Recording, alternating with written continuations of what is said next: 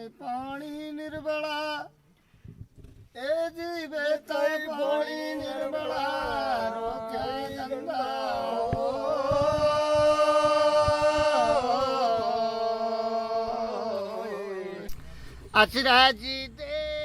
Asiatic lion had once roamed a territory extending from the Mediterranean Sea to the Bay of Bengal.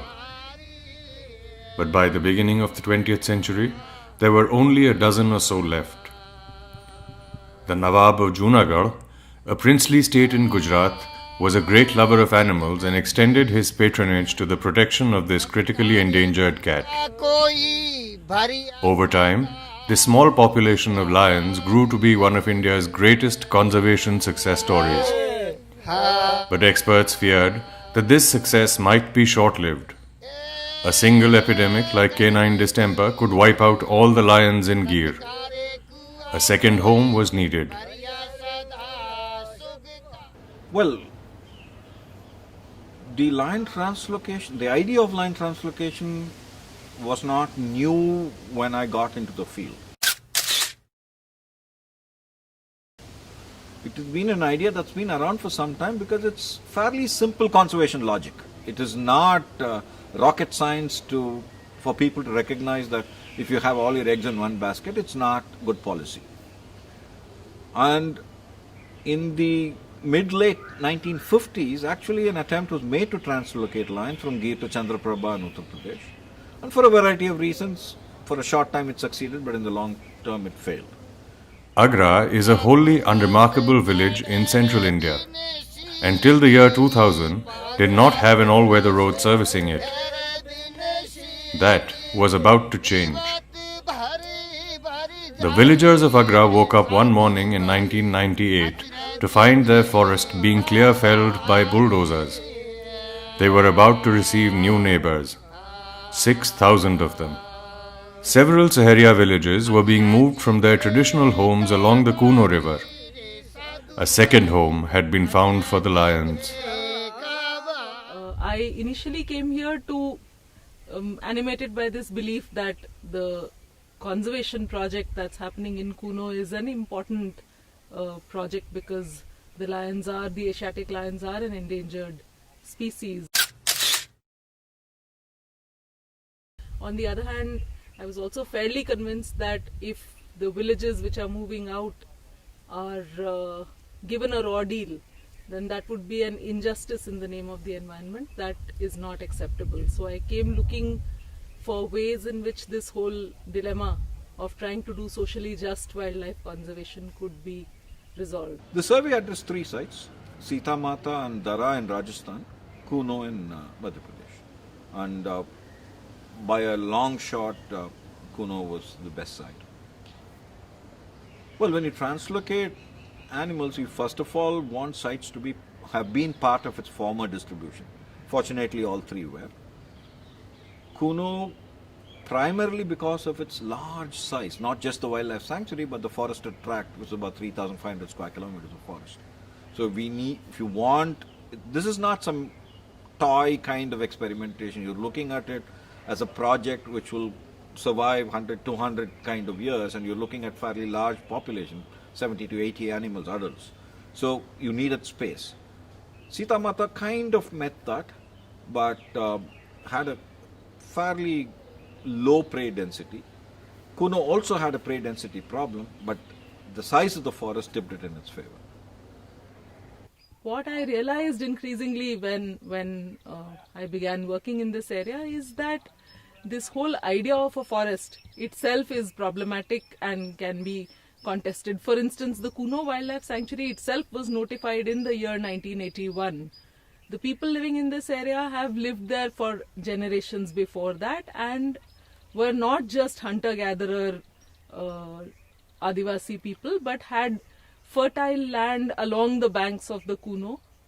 A lot of that land, they had title holdings too. So in that sense, it wasn't a forest. It was, patches of good quality forest interspersed with lots of agricultural land.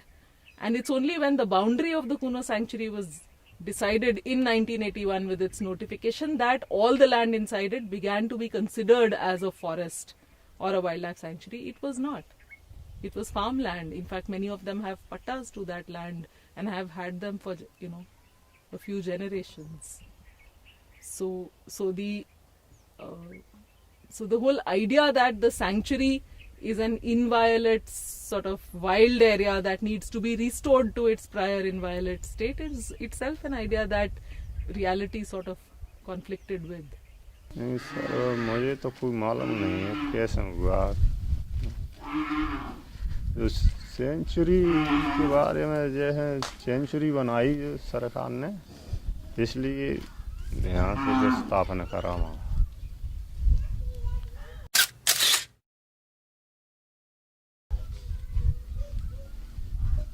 जो पालपुर से आगे था, जो उमरी लार है ना, उसी road में पड़ता है। खेती करते, खेती किसान कुछ और करते थे? नहीं, और कुछ नहीं करते, खेती करते। You need to look at it at least two ways. One is what is the impact of wildlife on people, and what is the impact of people on wildlife.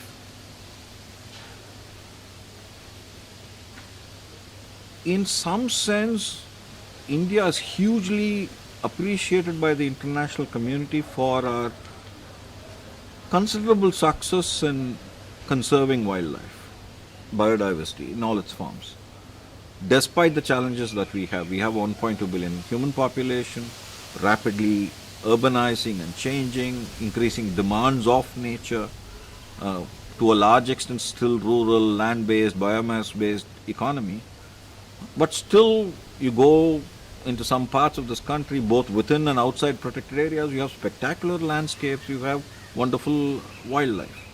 शेर, वो तेंदुआ है, शेर बड़ा नहीं है, छोटा वाला तेंदुआ है। कई बार आता है इस रास्ते से, निकल जाता है, पैर मिलते हैं, वो जहाँ आते हैं जहाँ रास्ता निकलेगा तो गाय डर भी लग जाते हैं, बातें अपते।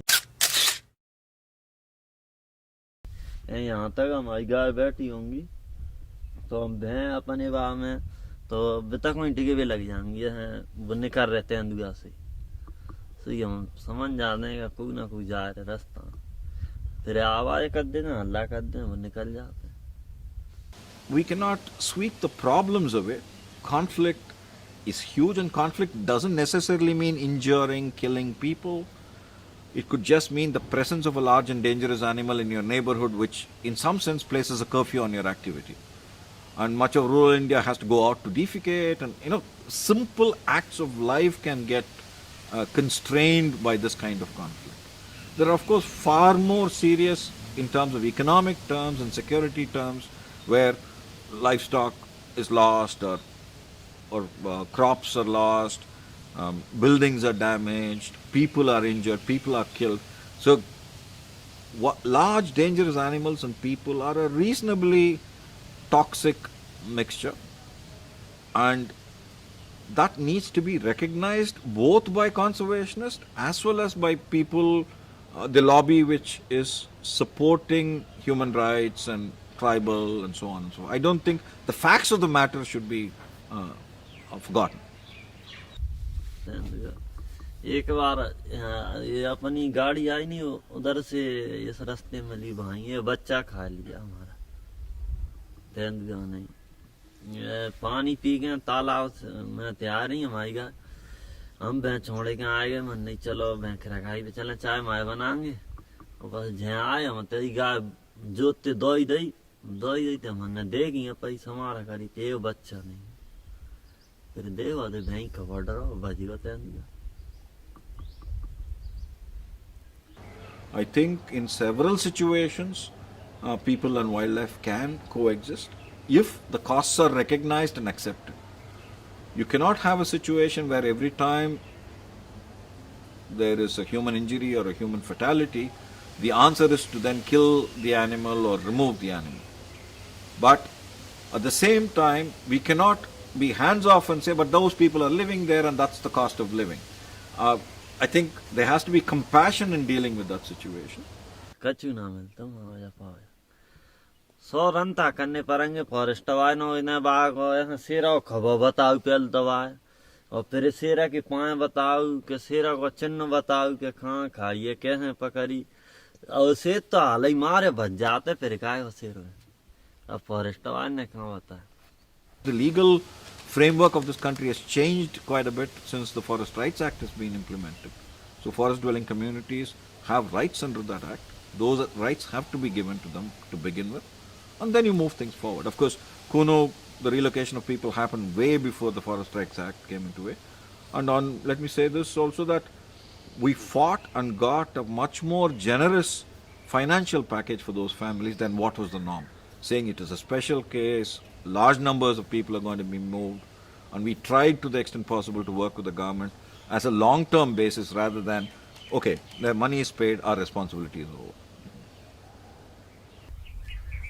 The process was not very well thought out, in the sense that firstly the land that the people were given was of an extremely poor quality, especially when compared to the land they had inside. Inside they were along the banks of the river Kuno or perennial streams that fed the Kuno, and this was land that they had farmed. It had deep soil, and when that population was brought here, basically a lot of well, what you see around you here was all fairly degraded forest land, and this was clear fell to resettle these people. So it was a lottery whether you got good quality land, bad land, whether it had soil depth or not.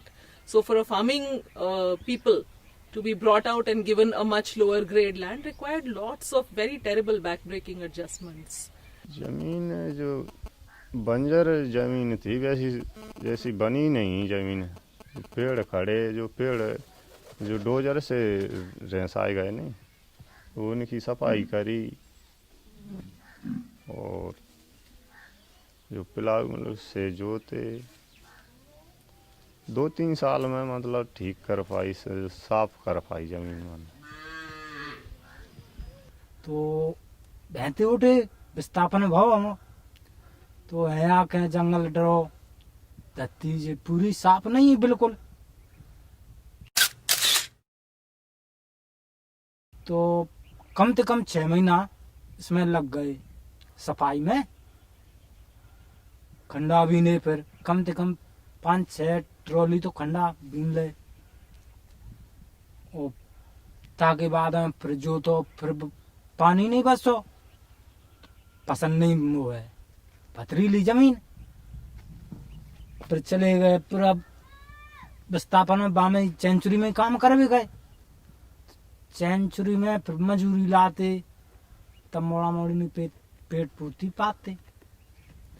अब बस ऐसे ही है तरह फिर कत रहे 5 महीना कबाऊं 4 महीना कबाऊं ऐसे मेहनत कत रहे इनमें. फिर कुआं खोद लो, इसमें कुआं में पानी नहीं है तो फसल कैसे करें. पानी की समस्या जो पानी जो खेतों में का है, जो जिन लोगों ने ज़्यादा मेहनत करी है उन्हें पानी कर लो खेतों में, और जो ज़्यादा परेशानी उन्हें दे अभी तक नहीं कर पाए पानी.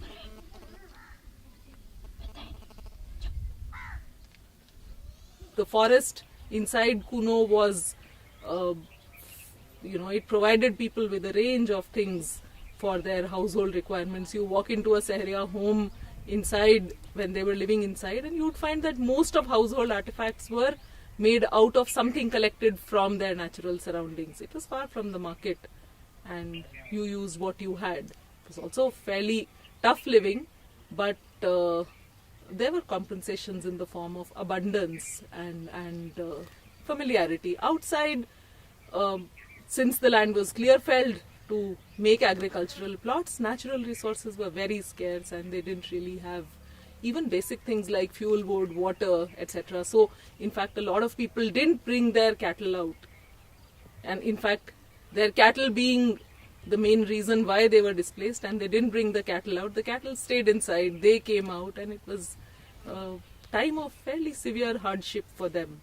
बहुत मवेशी मर गई वहाँ सूखा. यहाँ साधन नहीं हो चारे का, इसलिए पानी की व्यवस्था नहीं थी है। कुछ अंदर वहीं पुराने गांव पे ही छोड़े आए, तो जो बाहर के लोग उनको ले गए। मवेशी हैं जो हमारे यहाँ से वहीं छोड़े आए, जैसे जो इधर बेड़ार साठ के और उधर शेखीपुरा साठ के, वो लोग आँख ले गए वहाँ से मवेशी। पहले ज्यादा सेंचुरी को वो नहीं हो, फॉरेस्ट वाले को तो जानवर ही मार लेते, चीतल, हिरन, नील गाय, खरगोश से, तो ऐसा पेड़ पूर्ति होती। सब्जी खरीदता नहीं है, वही सब्जी बनती। अब तो फार्म में मुर्गा मिलता है बस, और कुछ नहीं मिले। So the other major changes that happened were to what in resettlement literature is referred to as the host village. So Agra, where we are sitting right now, was an unwilling host to around 6,000 people who were coming out and migrating and settling around them, which meant that the land that they used to use for collecting fuel wood and grazing their livestock and collecting various forest produce and also for worship and various other things was just cut into private plots and given by the government to the resettlers. So they lost a lot of livelihood. There was conflict between the resettlers and the people of Agra, and it meant hardship which was uncompensated because Agra stayed where it was. This village wasn't a displaced village, so they had neighbors who were being given all kinds of attempts were being made to resettle them, provide them with facilities, whereas their loss didn't really get noticed. कच्चू नहीं है, डांग है, जब पहाड़ी जिनते जो नाले ते डांगा लग रही जाते न चारा बगाना आते जी पालपुर बस रहा पैरा बस रहा ताने डांगा ही डांगा जाने पूरे में डांगा ही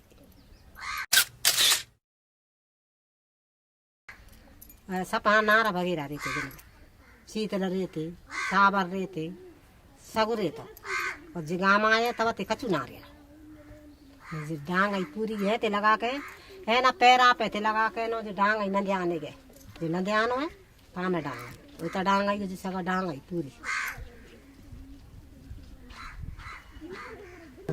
जो सेंचुरी वाले नहीं काटी डांग तो तुम्हारी बे मशीनन हाँ बिनते चोरी भाई है डांग वैसे होती है तुम्हारी बे जो डर बेचले ते बेचले फिर सफाई करिए डांग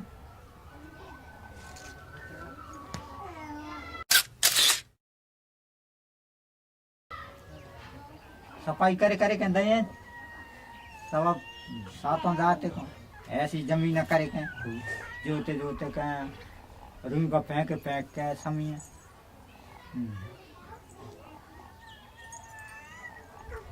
और इतने का सामो पे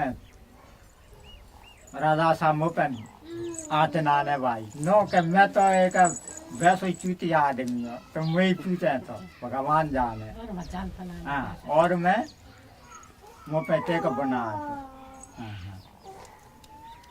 पहले मैंने को जिसमें दाओ हम लकड़ी लाते आवा का जाते आवा का लेके बजे आते लकड़ी में अब मैंने को कुछ सुविधा ना जिगाम आ गए थे मैं लकड़ी ने को भुगत रहे घासा कूरे को पहाड़ी में तो घासा कूरा लाते नहीं मजने में तो घासा कूरा काटते पहले उनको परेशानी आ गई है बहुत लकड़ी ने की सक्रिय है ये पत्थर में गांव में मिले नहीं अब जिनने बनाए कहते पत्थर मिलेगा तो बनाएंगे मेरे को पत्थर बाबा का जान नहीं दिया खोल खाते ना आए पत्थर है लकड़ी ने को खा ले आ जाएंगे तो बाबा में चौकी बन जाएगी तो मैंने को लकड़ी नहीं लान देंगे जलावे को लकड़ी नहीं लान देंगे है कुलाई महीने पकड़ लेते है और हम क्या करेंगे फिर तुम्हें क्यों भाई साहब क्या करें मैंने को बहुत परेशानी आ रही है और गाँव में बैठे ऐसा और जगह में नहीं आए तब मैंने कोई परेशानी नहीं गोंद ले आते लगाते चलाए को चले जाते तो कुछ गोंद लाते तो आते गोंद बंद सब. As the resettlement started happening, there was a lot more cash flowing in this economy and there were outsiders coming in and setting up shops. Also population density went up and as a result it became a sort of central place for all the resettlers as a marketplace, and the power dynamics essentially were that, you know, people who were relatively more powerful were able to leverage the presence of the resettlers and the flow of cash in ways that then made them richer. कछु पादा नाने मने को बड़े नहीं थी का पादा मने को तोर पैसा जे के पहले हम 2 की मिट्टी ते लाते पैसा उठा के बनिए नहीं कहती अब मने को 5 की मिट्टी ते पैसा मिलेगा का पादा मिलेगा है पादा मिलेगा मने को कछु और बेटा बिन्ने तो पूछते हैं विस्थापन के मने को पूछ रहा है मने को बात कोई बनिया बार उधार ना देती नंगंदा हुआ तो ले जाओ और नहीं हुआ तो मत ले जाओ अपने घर बैठे मैंने को तो दे देते विस्थापन वाले ने को पर मैंने को दे रहा कछु नहीं. People started shops to sell liquor, and a variety of other market-based activities started happening, which really resulted in a much more unequal. So my work has also shown that income distribution in this place became far more unequal, and the gains that went, the gains and the possibilities of creating wealth largely went to people who were already powerful. Whereas those who were at the bottom of the rung didn't really gain. In fact, they lost access to their natural resources, and their ability to expand agriculture to newer areas also went down, because what used to be forest for them now became title-held agricultural land for the resettlers. पहले खेती बहुत करते वैसे तो पर वो खेती घटाती गई डाला बड़े नहीं पाई. पहले तो ऐसी खेती आई ते जंगलों तो बैनो कर लेते के बैमन तिली करनो है के बाजरो करनो है कचू करनो है ता रू का काटे के बै करनो हाँ अब का इते अब तो इते करेगा ये तो इते का में करनो है इतना ना जानो ना आते. The relatively more influential villagers within Agra actually found new ways of, the forest now, the forest near them has receded, the boundaries of the forests have receded, it's at least a couple of kilometers walk away. The level of policing inside the forest is variable, it depends on who you are, how much of a real boundary of that forest exists. So the relatively more influential people who have relatives among the lower forest bureaucracy actually managed to take their cattle into the reserve forest, have cattle camps for a few months, which then produce milk and ghee and various other things, which are then sold in the market. So I find that essentially this whole process has resulted in number one, environmental justice has got compromised, because people had relatively more equal access to the forest, which now is differential access. हमारे पे होंगी 100-125 है ये अपना क्षेत्र है जी. अब जहाँ में जो है अगर आके हैं और जाए बाद में दूसरे इलाके के आ जाए तो वे तो चाहे जहाँ पे मवेशी ले ही जा रहे हैं, पर अगर आके जो अपने घर ने तो माने बिन की परेशान है जो 28 गाँव आए हैं, हमारी जमीन बने में गई है, जंगल हमारा बिन में खत्म है वो, और फिर बाहर के आगे जहाँ चराए तो हमारी मवेशी तो भूखी हमारी जमीन हमारे पे कम है, क्योंकि ये गाँव ने चली गई. अब बड़ी हवाई जी गाँव नहीं आए तो हमारी 15 बीघा जमीन है, जहाँ 100 की 10-15 बीघा आंसू की नदी के किनारे पे. अब बुझे नहीं गई जी गाँव में तो फॉरेस्ट वाले नो परेशान करते हैं बाहर के, और फिर है हम कुलाई हो चाहते हैं ताम बेटो टेढ़ो डरो होगा तो टेढ़ो ही रहेगा हमारी में. और खटिया आए हैं मोल लेनी है हमारे घर लोहा के पलेंग बनवा लेंगे. अगर हमें जो होते हैं इनके ज्यादा खटिया मटिया नहीं मिलेंगी, पलेंग लोग के डबल बैठे ऐसी व्यवस्था मिले. और जो पसीन है और बाहर के आते हैं काटी डांग जिनने और भरी अपने घर बहुत बड़ी बड़ी बल्ली भारी नुकसान जंगल है बहुत काटते रावत आते बाहर रखी थे इन्हें नो फॉरेस्ट वाले पुलिस वाले नो बजाते.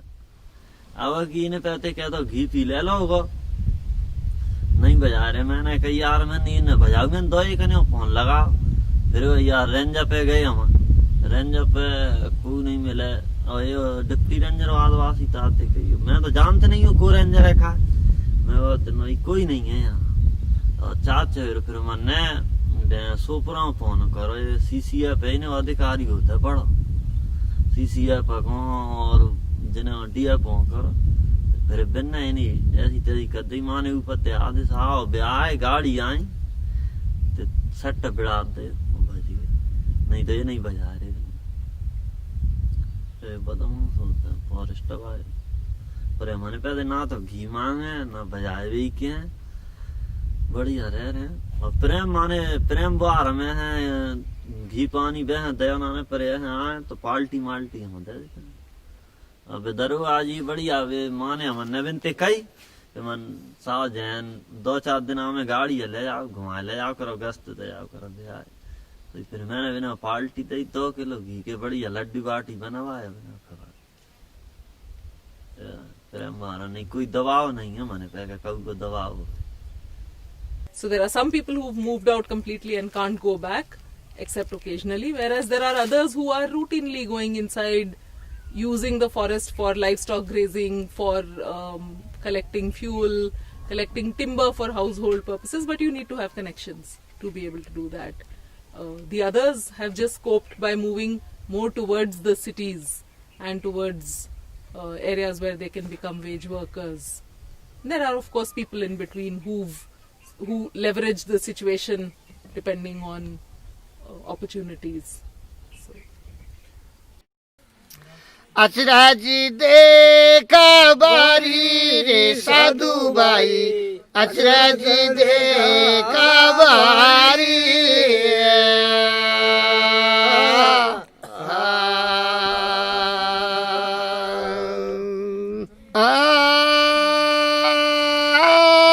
मर के तो फिर जिंदा तो हो गया, बिना भोजन बलदारी